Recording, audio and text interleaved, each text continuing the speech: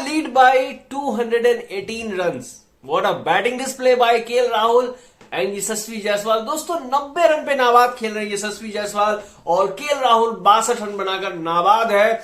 आज भारत का एक भी विकेट नहीं गिरा है और ये सबसे बड़ी खुशखबरी है। दोस्तों 218 रन भारत ने लीड ले ली है, बढ़त बना ली और ऑस्ट्रेलिया जो है अब पूरी तरीके से बैकफुट पर नजर आ रहा है। पूरी तरीके से ऑस्ट्रेलिया गेंदबाज जो है वो पूरी तरीके से थक चुके हैं गेंदबाजी करके।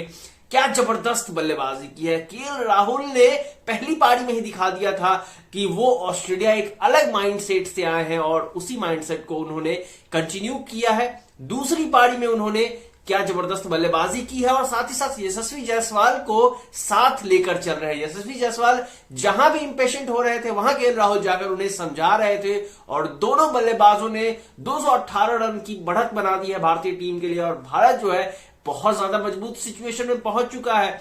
किसी ने नहीं सोचा था कि भारत जो है ऐसा वापसी करेगा और भारत ने ऐसा वापसी किया है कि सब चर्चा कर रहे हैं, लगातार चर्चा कर रहे हैं। 3 मैच न्यूजीलैंड से हारने के बाद, व्हाइट वॉश होने के बाद किसी ने नहीं सोचा था कि पर्थ में भारतीय टीम इतनी मजबूत स्थिति में पहुंच जाएगी कि भारत जो है वो पहला टेस्ट मैच जीतने से बहुत करीब है।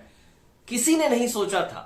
सबका यही मानना था कि न्यूजीलैंड से 3-0 से हारने के बाद भारत का जो मनोबल है वो गिरा हुआ होगा। रोहित शर्मा कैप्टन नहीं होंगे, ओपनर नहीं होंगे, शुभमन गिल नंबर 3 पर जो खेलते हैं वो इंजर्ड हो चुके थे। मोहम्मद शमी के बिना कैसे बॉर्डर गवास्कर ट्रॉफी का पहला मैच भारतीय टीम जो है वो खेलेगी और भारत ने करके दिखा दिया। जसप्रीत बुमराह ने पहली पारी में 5 विकेट लिया। उसके बाद हर्षित राणा ने स्टेप अप किया है। गौतम गंभीर की तारीफ हो रही है कि हर्षित राणा को उन्होंने चुना है और हर्षित राणा ने परफॉर्म करके दिखा दिया।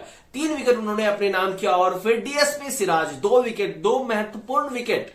मार्नस लाबुशेन को जिस तरह से उन्होंने अपने चंगुल में फंसाया है सिराज ने, उनका जो है वो ऑक्शन प्राइस देखिएगा आप कैसे आसमान छूता है और यही वजह होगा कि मोहम्मद सिराज हो सकता है कि आईपीएल ऑक्शन में सबसे महंगे गेंदबाज बन जाए इस मार्नस लाबुशेन के विकेट के बाद। खैर बात करते हैं बल्लेबाजों की, यशस्वी जायसवाल और केएल राहुल की।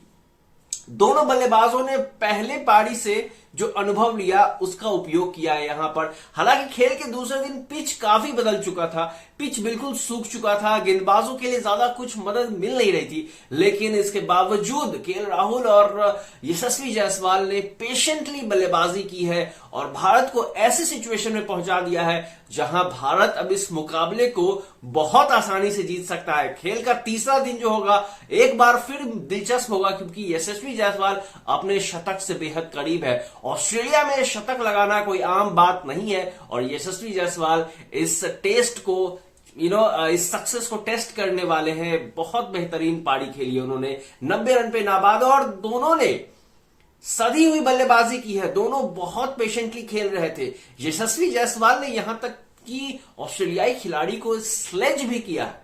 मिचेल स्टार्क को स्लेज करते हुए दिखाई दे रहे थे। मिचेल स्टार्क की गेंद को खेलने के बाद वो कह रहे थे कि इट्स टू स्लो और उसके बाद मार्नस लाबुशेन के साथ फील्डिंग में उनकी बदमाशी देखने को मिली क्रीज पर।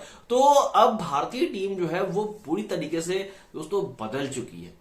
वो पहले वाली भारतीय टीम नहीं है जो दब दब कर खेला करती थी, जो हमने तेंदुलकर, द्रविड़ और लक्ष्मण के एरा में देखा था जब ऑस्ट्रेलिया के सामने भारत जो घुट्टे टेक देता था। लेकिन नहीं, अब भारतीय टीम जो है वो बॉर्डर गवास्कर ट्रॉफी ऑस्ट्रेलिया में जीत की हैट्रिक लगाने के लिए पूरी तरीके से तैयार है और मुझे लग रहा है कि पर्थ से इसकी शुरुआत होगी और इसके बाद पर्थ पहला टेस्ट मैच जीतने के बाद भारत के लिए शुभमन गिल की वापसी होगी, रोहित शर्मा वापसी करेंगे, हो सकता है कि मोहम्मद शमी की भी वापसी हो और जब दूसरे मैच में भारतीय टीम उतरेगा तो और ज्यादा कॉन्फिडेंस के साथ उतरेगा। लेकिन पहले मैच में भारत ने ऑस्ट्रेलिया को अपने पंजे में पकड़ लिया है, दबोच लिया है और भारत कहीं से भी नहीं छोड़ने वाला है।